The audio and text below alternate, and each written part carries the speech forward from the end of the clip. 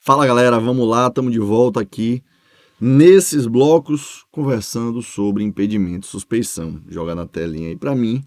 Então, agora nós já vimos no bloco passado o artigo 144, fizemos uma leitura, diversos comentários sobre ele, né? O bloco inteiro sobre o artigo 144, que é o artigo que versa sobre impedimento, né? Elemento objetivo.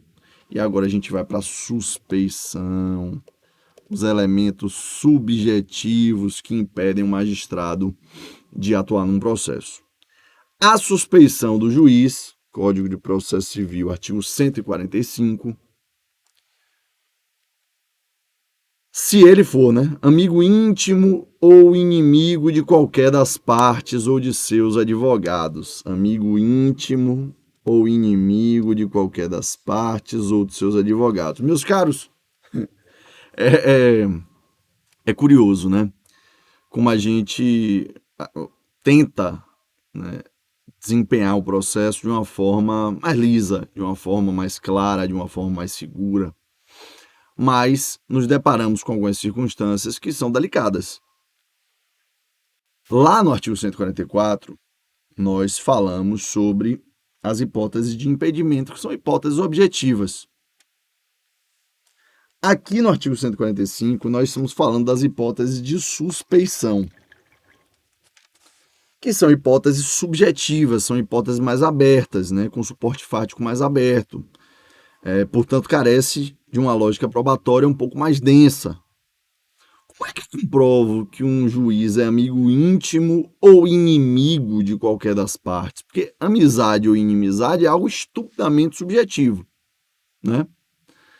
Então isso é complicado. Certo é que se houver amizade íntima ou inimizade, o juiz é suspeito, não vai poder julgar a ação, né? Qual é o grande problema disso? O problema disso é você comprovar a suspeição. Eu já atuei num caso, por exemplo, em que um determinado desembargador tinha sido cliente de um advogado. Esse advogado era parte num processo, no momento posterior, e o desembargador não se deu por suspeito, nem por impedido. E claramente eles tinham uma relação, né?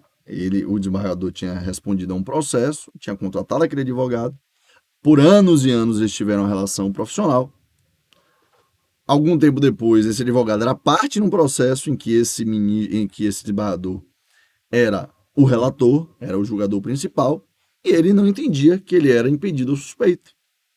Então vejam você, e o processo foi levado ao fim, foi levado ao cabo, teve determinação final, encerrou, transitou em julgado, enfim, não posso adentrar muito porque é um caso sigiloso, mas vejam vocês que isso comporta uma série de interpretações, subjetivismos, condicionantes, é complexo, tem que ser no caso a caso, no caso concreto, essa análise, tá? Outra observação importante, toda essa lógica de impedimento e suspeição se aplica aos auxiliares da justiça, tá? Eu já falei disso em blocos anteriores. Mas, por exemplo, a testemunha se aplica à lógica de impedimento e suspeição? Sim. Ao perito? Sim. Ao Ministério Público? Com certeza. Certo? Vamos lá. Então, vai haver suspeição quando o juiz for amigo íntimo ou inimigo de qualquer das partes ou de seus advogados. Como é que comprova amizade íntima? Amizade íntima, numa lógica de praxe do Poder Judiciário, amizade íntima é do cara que frequenta a sua casa, é do cara que é padrinho do seu filho, é do cara que viaja com você, conhece a sua família. Amizade íntima é isso. Não basta o fato do cara ser seu vizinho, por exemplo, é condômino, no mesmo condomínio que você, colega de profissão. Não. Amizade íntima é o compartilhamento da vida, né? Frequentar a casa é uma pergunta muito feita a testemunhas, né? O senhor frequenta a casa dele? E a testemunha às vezes fala, frequento. Somos amigos. Então, se o juiz for amigo íntimo de uma das partes ou de um dos advogados, qualquer das partes ou advogados, ou inimigo, inimizade é ainda mais difícil. O que é que comprova uma inimizade? Um xingamento em rede social, né? Se for um fato notório, uma inimizade pública, uma briga de campanha eleitoral, por exemplo, alguma coisa assim, vamos ter que analisar a luz do caso concreto. Certo é que, uma vez enquadrada amizade íntima ou inimizade em relação a uma das partes ou aos seus advogados, o juiz estará numa berlinda, né? Ele vai estar na hipótese de suspeição, e ele não vai poder atuar nesse processo. 2. Também a suspeição do juiz que receber presentes de pessoas que tiverem interesse na causa, antes ou depois de iniciado o processo, que aconselhar alguma das partes acerca do objeto da causa ou que subministrar meios para atender às despesas do litígio. Isso aqui é uma hipótese que comporta várias hipóteses, na verdade. Primeiro, receber presentes de pessoas que tiverem interesse na causa, antes ou depois de iniciado o processo.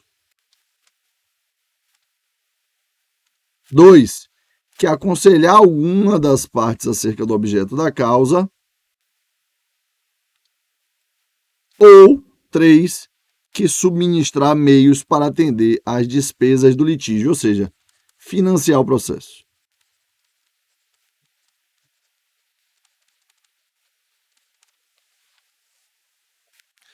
Ou seja, o juiz estará suspeito quando ele receber presente de pessoas que tiverem interesse na causa, se ele aconselhar alguma das partes acerca do objeto da causa, isso aqui é um problemão, já vou explicar, ou que subministrar meios para atender as despesas do litígio. Meus caros, por que a hipótese destacada de verde é um problema? Porque nós vivemos um processo cooperativo.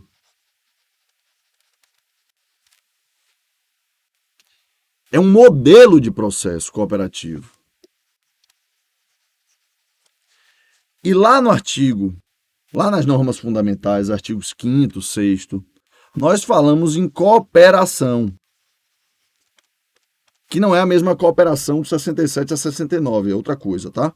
Mas a cooperação que está lá nas normas fundamentais, artigos 5º e 6º do Código, é uma cooperação que a doutrina constrói uma série de deveres e funções de tarefas ao magistrado. Dentro do dever de cooperação, dentro da cooperação, nós temos dever de auxílio, nós temos dever de orientação. Então, a linha entre esses deveres e o aconselhamento sobre o objeto da causa é uma linha muito tênue por vezes. Então, isso é uma sutileza, um subjetivismo muito grande. O que a gente não deseja é que o juiz receba um presente da parte, antes ou depois do litígio. Porque veja, por que antes e depois? Já que haverá sorteio. Nem sempre vai haver sorteio. Por vezes, numa demanda distribuída numa comarca pequena, todo mundo sabe que só tem um juiz. Qualquer demanda que seja distribuída naquela comarca vai cair para aquele juiz.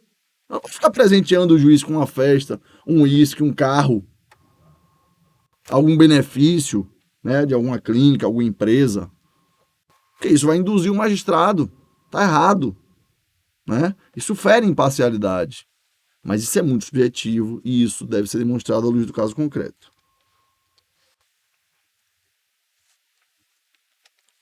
Também haverá suspeição do juiz, não é suspensão não, viu? É suspeição. Quando qualquer das partes for sua credora ou devedora, do seu cônjuge ou companheiro ou de parentes em linha reta ou até terceiro grau, inclusive. Ou seja, quando qualquer das partes for credora ou devedora do magistrado, do seu cônjuge ou companheiro ou de parentes. Inciso 4. A suspeição do juiz interessado no julgamento do processo em favor de qualquer das partes. Ou seja, a hipótese do inciso 4 é uma hipótese guarda-chuva. Em qualquer hipótese em que se constate que o juiz tem interesse no julgamento do processo em favor de qualquer das partes.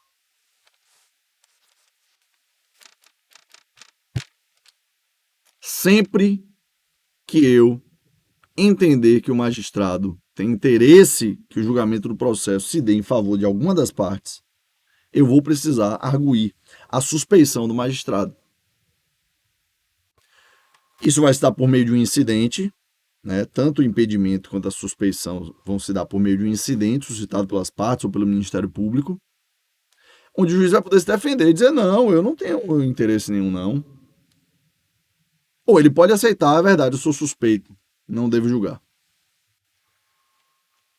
Beleza? Vejam vocês que num processo de A contra B, caso B abra um incidente de investigação de suspeição, no incidente é B contra o juiz do caso. O juiz do caso é réu no incidente, B, que é réu no processo originário, é o autor do incidente. Então, num processo de A contra B, que o juiz C está atuando, se B abre um incidente de suspeição, é B contra o juiz C. Então, B, que é réu nesse processo, no incidente, ele é autor e o juiz é réu. Aí vem aquela pergunta clássica. Se não der certo, se o tribunal entender que o incidente de suspeição não tem no mérito razão, deve ser julgado improcedente, depois, já que B e o juiz foram partes contrárias no processo, o juiz, depois desse processo, não se tornaria impedido ou suspeito? O entendimento é que não. Beleza?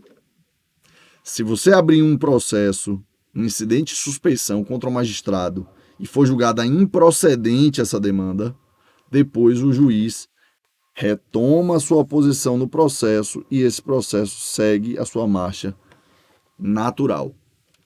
Eu, João, concordo com isso? Não. Eu entendo que a partir do momento que você abrir um processo para investigar a suspeição do magistrado, o magistrado depois não vai poder voltar para julgar aquele processo. Eu acho que essa seria a postura mais razoável. No entanto, o próprio código, essa é a minha opinião, não é o que diz o código, não é uma posição majoritária, tá? Não temos julgados nesse sentido.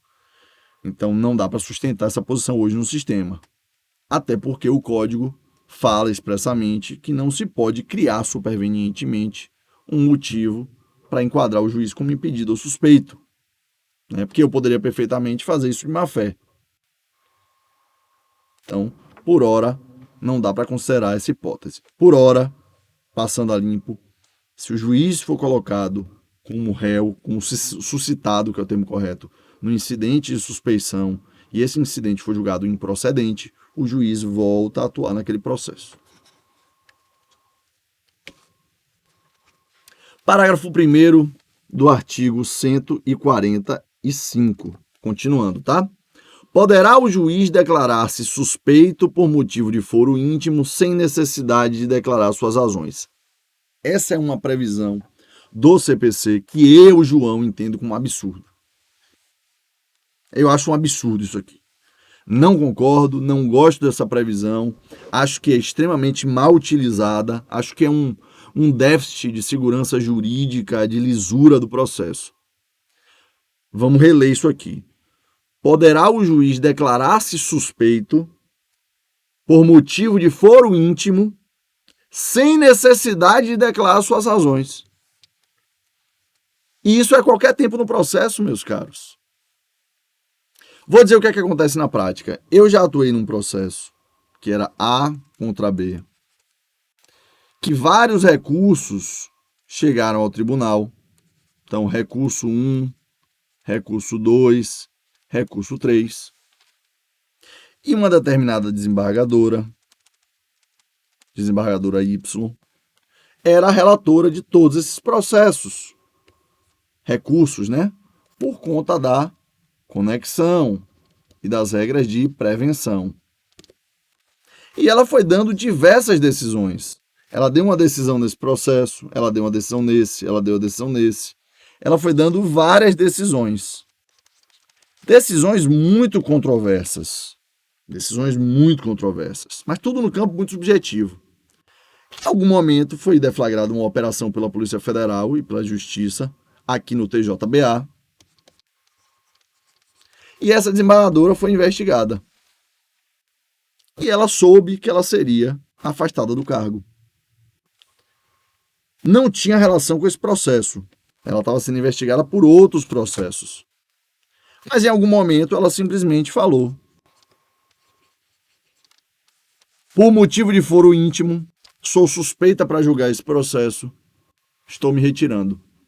Submeta a distribuição para que outro relator seja designado. Ou seja, ela passou um bom período de tempo, mais de um ano, julgando todos esses recursos, proferindo diversas decisões. Em algum momento ela teve um lapso de consciência e falou: eu sou suspeita, e simplesmente se retirou do processo. E não há necessidade de declinar os motivos pelos quais ela está se afastando. Simplesmente basta suscitar motivo de foro íntimo. No impedimento, artigo 144, isso não pode ser feito, tá? Isso é uma hipótese que só se aplica à suspeição.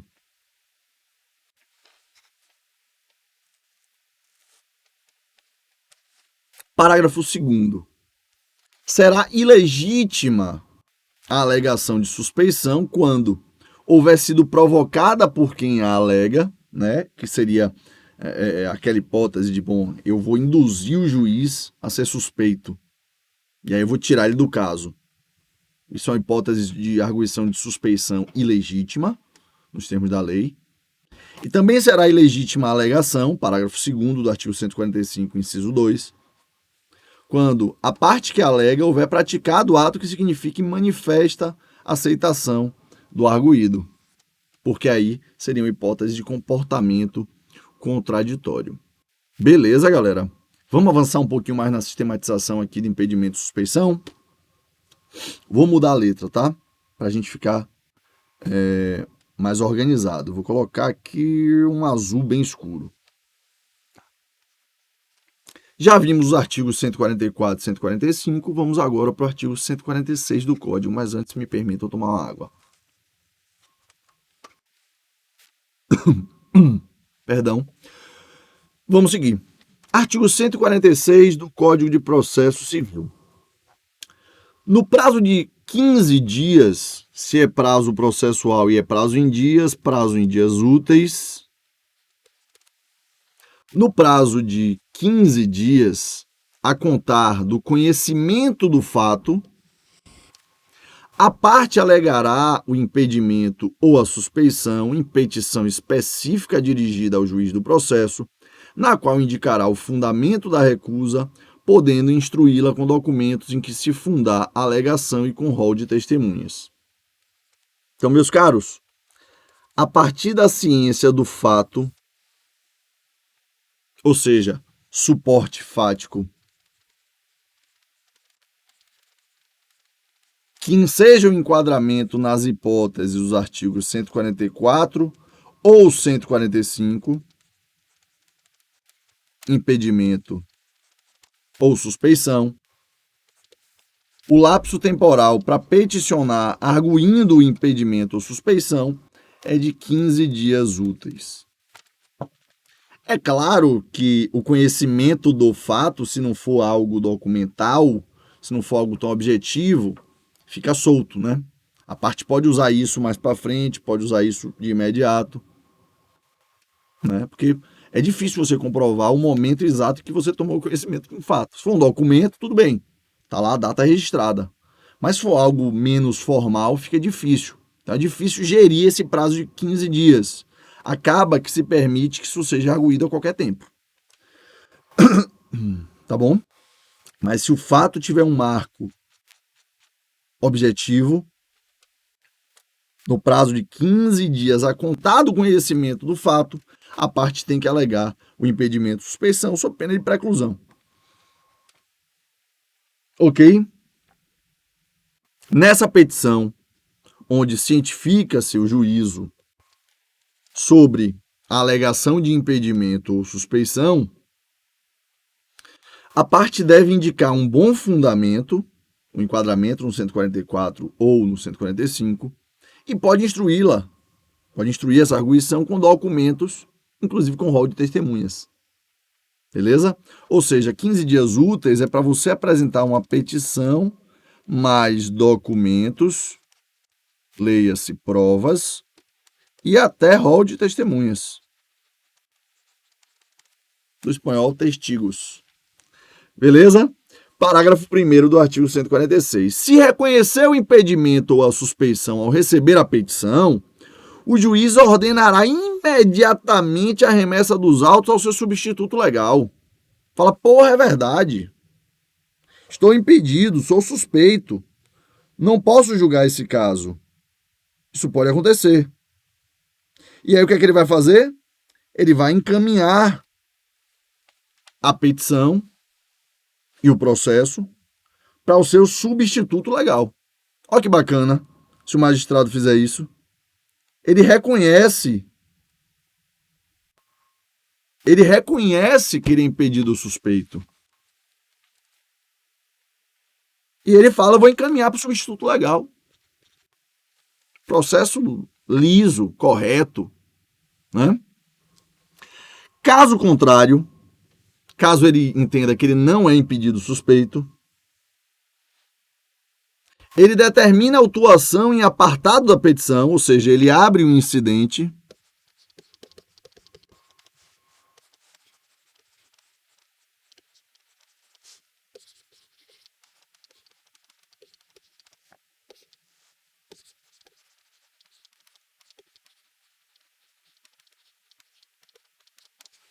caso contrário, determinará a autuação em apartado da petição e no prazo de 15 dias apresentará suas razões, acompanhadas de documentos e rol de testemunha, se houver, ordenando a remessa do incidente ao tribunal.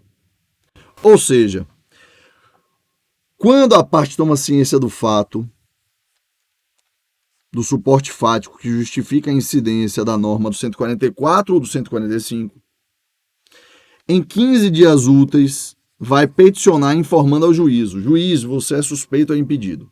O juiz ele pode aceitar a alegação, encaminhar o substituto, ou ele pode não aceitar, não concordar, e ele vai abrir um incidente e em 15 dias ele vai apresentar a defesa. As razões de que fala a segunda parte do parágrafo 1º do artigo 146 são a defesa do juiz. Beleza? Tudo bem até aí, galera?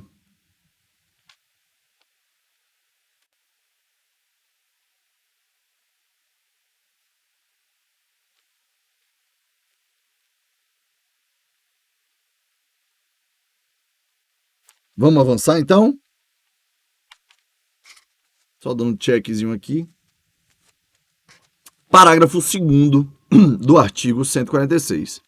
Distribuído o incidente, o relator deverá declarar os seus efeitos, sendo que, se o incidente for recebido sem efeito suspensivo, o processo volta a correr. Se for recebido com efeito suspensivo, o processo permanece suspenso até o julgamento do incidente. Eu já digo para vocês o seguinte, em 90% das hipóteses, o relator, ao receber o incidente, ele manda suspender o processo na origem. Porque, vejam, como é que eu posso manter o processo na origem tramitando se há uma alegação de impedimento ou suspeição, meus caros?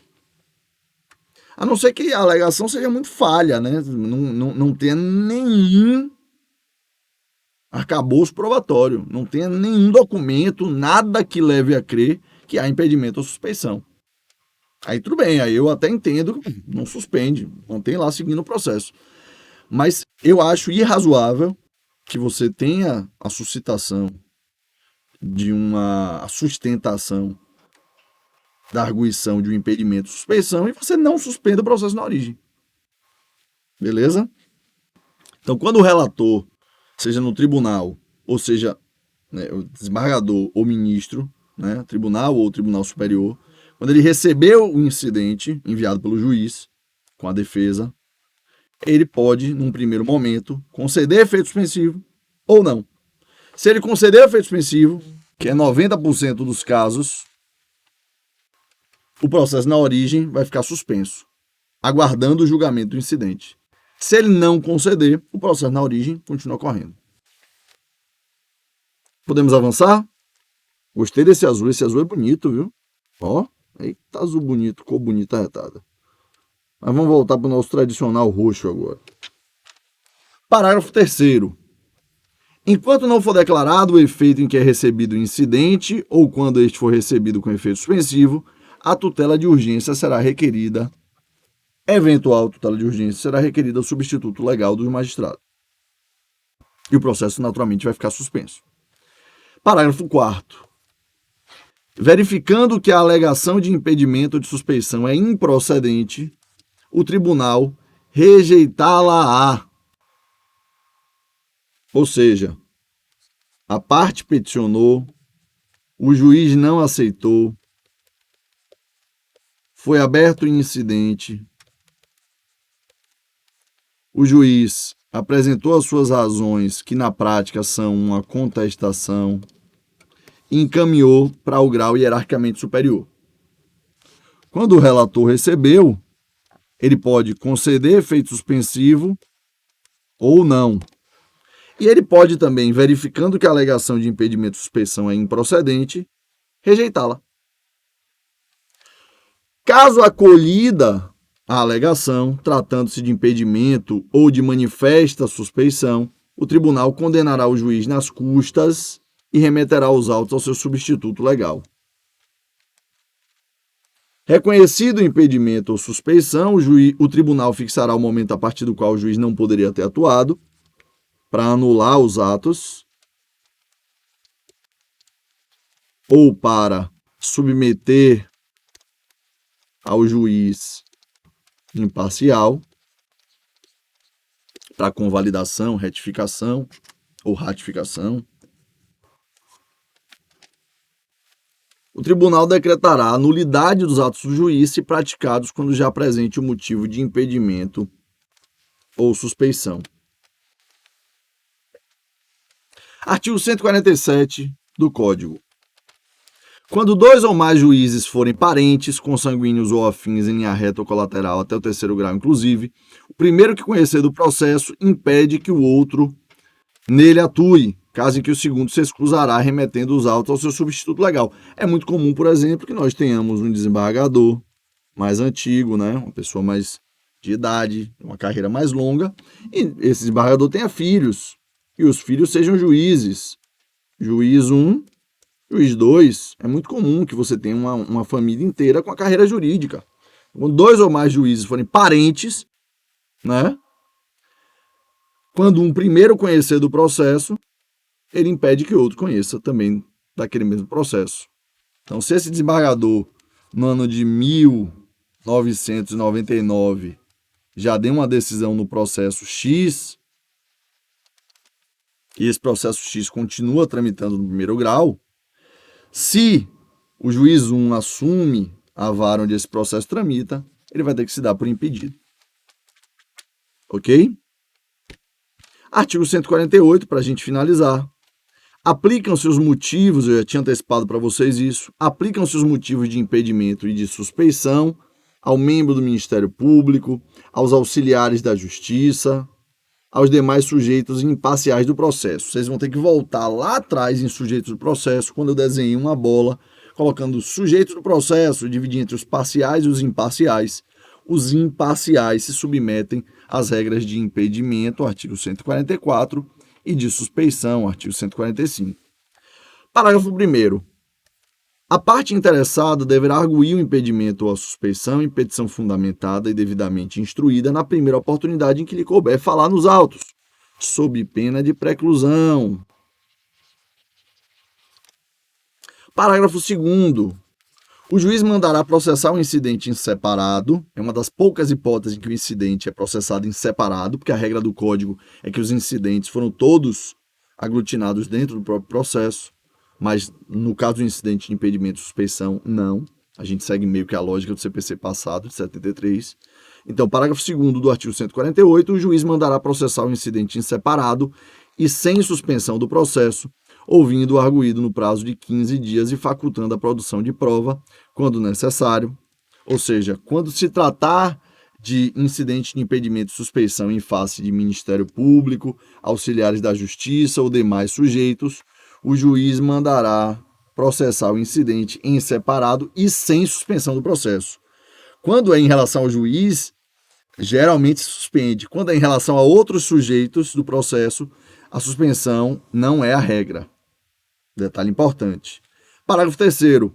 Nos tribunais, a arguição a que se refere o parágrafo 1º será disciplinada pelo regimento interno. E parágrafo 4º. O disposto nos parágrafos 1 e 2 não se aplica à arguição de impedimento ou de suspeição de testemunha, porque com relação à testemunha nós temos previsão expressa e específica na seção do Código que trata da testemunha, que é a hipótese contradita de testemunha, tá? Que a gente vai estudar lá na parte de meios de prova. Por hoje é só, meus caros. Finalizamos aqui. Bons estudos e até a próxima. Forte abraço. Tchau, tchau.